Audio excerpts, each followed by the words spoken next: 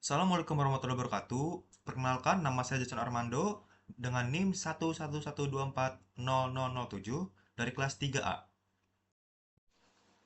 Saya akan meresum tugas dari pertemuan hukum internasional sebelumnya, yaitu pertama, apa sih hukum internasional itu sendiri? Hukum internasional itu adalah sebuah aturan yang mengatur interaksi negara-negara di dunia dengan subjek hukum internasional. Nah, sepertinya, jadi ada dalamnya seperti ada perjanjian internasional, perikatan internasional, lalu dan lain-lain. Lalu saya akan membahas yaitu tentang hukum hukum humaniter atau rule of war. Yaitu pada dulu manusia itu sering selalu selalu selalu kali berperang tanpa memikirkan jangka panjang.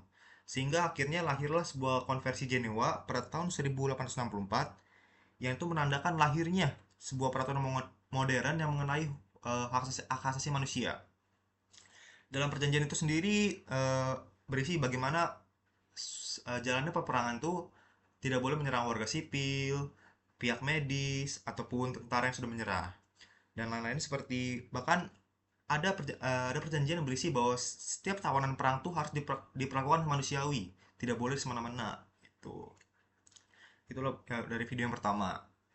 Lalu untuk video yang kedua, em, menjelaskan bahwa hukum internasional itu memiliki dua lembaga, yaitu yang pertama adalah ICJ atau International Court of Justice, yaitu sebuah lembaga yang dibikin PBB yang bertujuan untuk menyelesaikan sengketa hukum antara negara-negara PBB.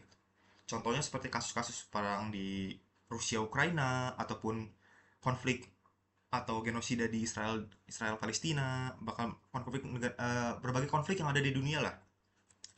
Nah, Internal Court of Justice ini sifatnya adalah mengikat secara hukum, tapi tidak memaksa setiap negara di dalamnya untuk mengikuti tersebut.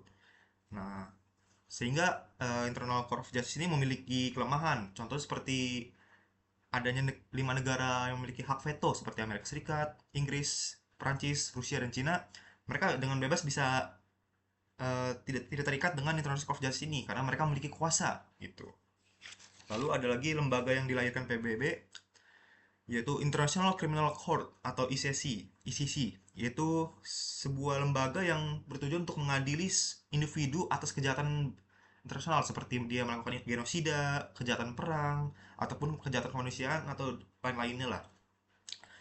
ICC ini kayak contohnya dia mengadili seperti diktator kayak Saddam Hussein ataupun Muammar Gaddafi gitu tuh. Berbagai individu yang melakukan kejahatan-kejahatan yang berada di dunia di setiap negaranya gitu.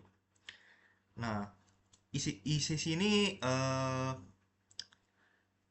sistemnya adalah bagaimana dia hanya mengandalkan negara-negara anggotanya untuk menangkap pelaku pelanggaran itu. Jadi kayak jika ada individu di negara tersebut, dia hanya mengandalkan negara anggotanya itu untuk menangkapnya.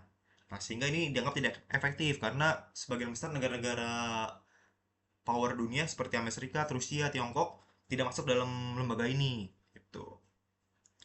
Baik, itulah materi yang saya dapat dari pertemuan sebelumnya yang terdapat dari 2 video pertemuan tersebut.